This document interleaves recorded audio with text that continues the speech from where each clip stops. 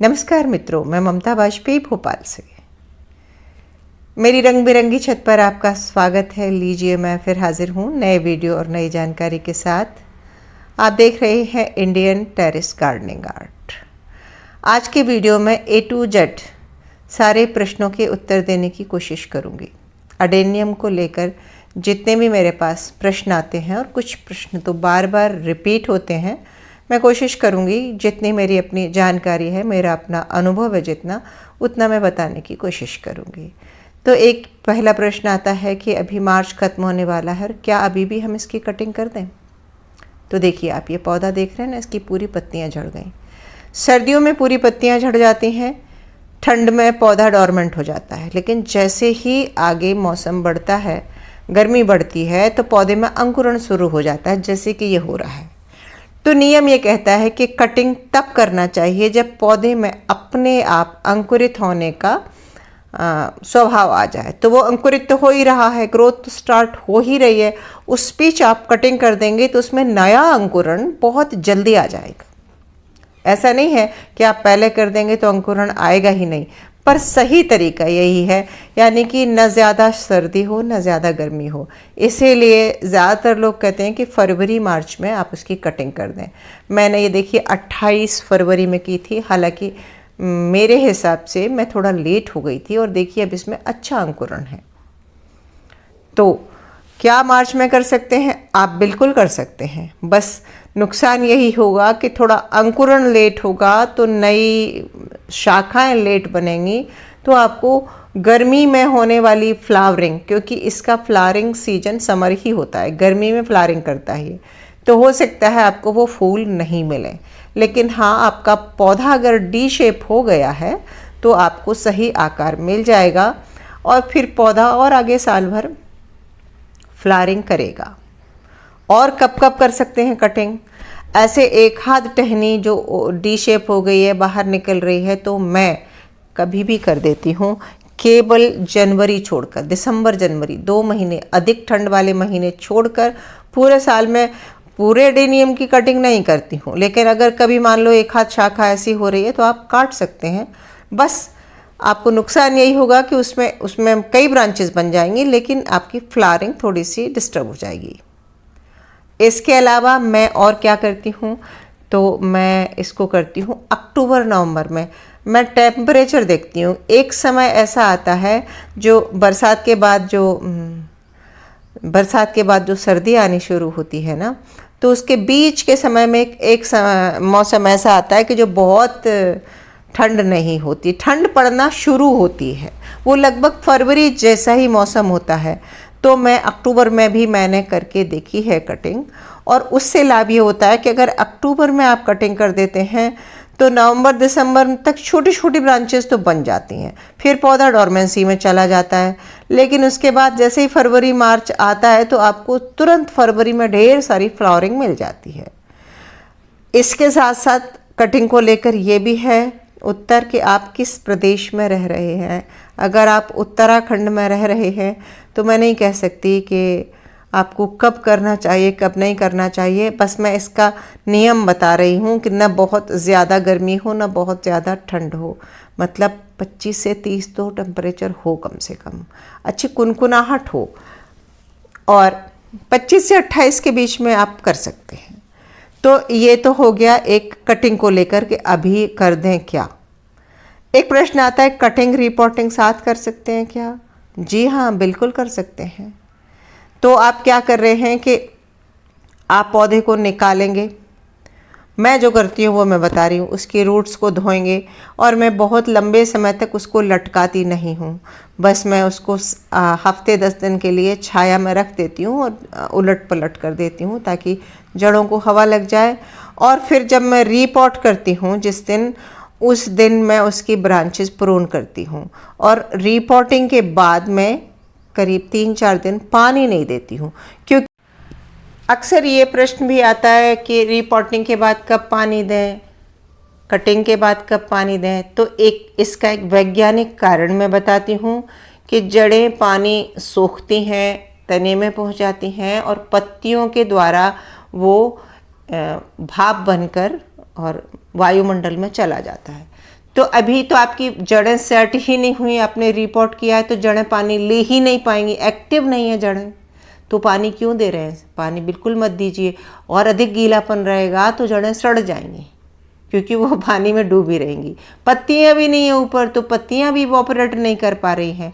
तो ऐसा पौधा जिसमें पत्तियां कम है, या तो झड़ गई हैं या आपने कटिंग कर दी है, जिसको अभी रीपॉट किया है, तो हफ्ते भर तो आप उसका डाल दें, हल्का सा नमी बनी रहे, एक बार पानी डाल दें, फिर उस नमी को चलने दें, और फिर दोबारा भी जब डालें तो एक गैप के बाद डालें। जैसे ही थोड़ा अंकुरण होता है तब फिर आप उसमें पानी दें, तब भी भर भर के ऐसा नहीं है कि रोज़ डाल रहे हैं।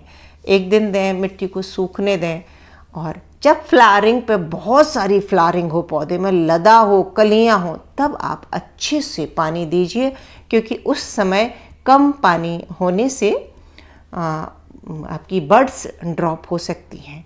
तो अडेनियम में पानी का ये विज्ञान आप समझिए कि वो पानी जब इवोपरेट नहीं कर पा रहा है तो आप पानी सोच समझ कर ही दें। एक प्रश्न ये भी बहुत आता है कि मेरा अडेनियम खिल ही नहीं रहा, बिल्कुल ही फूल नहीं आ रहे, तो क्या करें?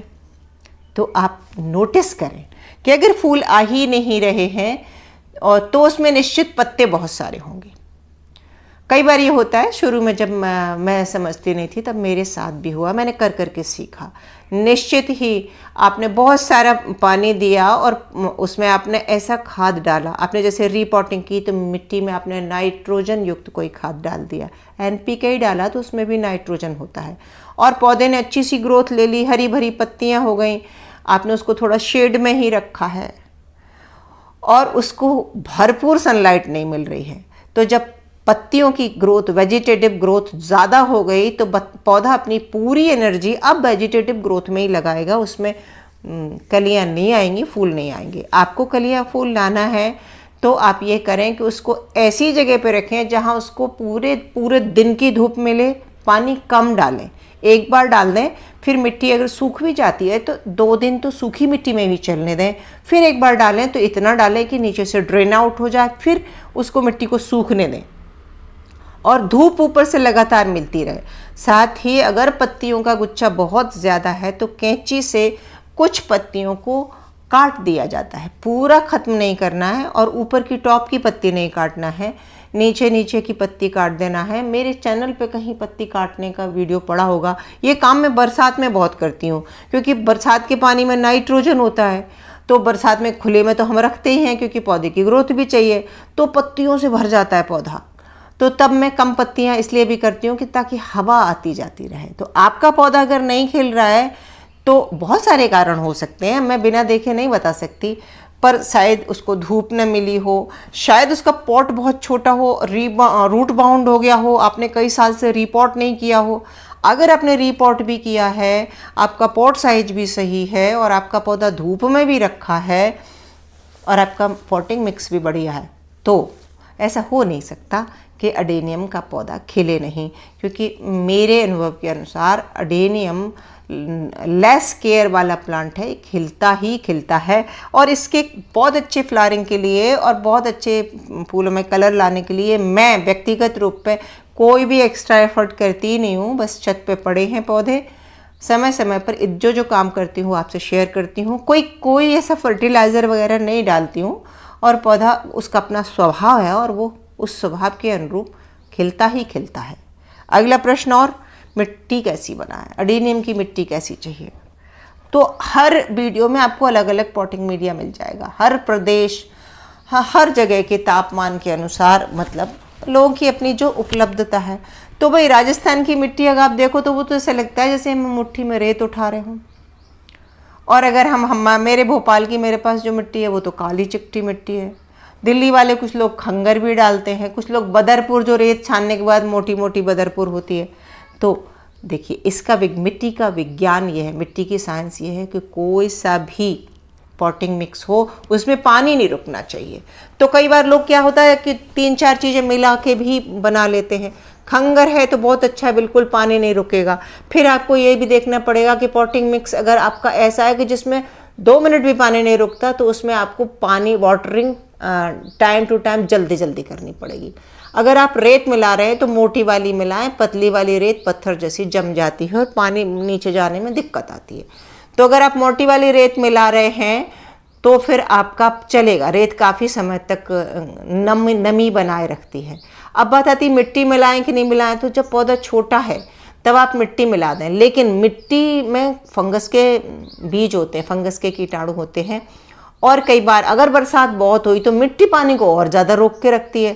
थोड़ा ही ज़्यादा गीलापन हुआ तो बहुत हद तक संभावना है कि आपका पौधा रूट रॉट हो जाए। मैं ये नहीं कह रही कि आपके 10 पौधे हैं तो 10 गल जाएंगे, पर एक आध पौधा गल भी सकता है। तो मैंने मिट्टी में भी लगा के देखा। शुरू में मैंने ऐसे भी पौधे लगाए जो मेरी क्यारी की मिट्टी है, प्योर मिट्टी में लगाया, और मेरे बहुत सारे पौधे चले भी, और मेरा अपना अनुभव है कि मिट्टी में ग्रोथ अच्छी हो जाती है। तो मैं कहूँगी अगर सीडलिंग है तो आप लगा सकते हो, लेकिन जैसे ही बरसात आने वाली है उसको रिपॉट कर दो और उसमें मोटी रेत वाला पॉटिंग मिक्स मिला दें। धान की भूसी भी लोग इसीलिए मिलाते हैं। धान की भूसी क्या होती है, सड़ के पत्ती की खाद बन जाती है और वो एयर पॉकेट्स क्रिएट करती है, मिट्टी को हल्का कर देती है।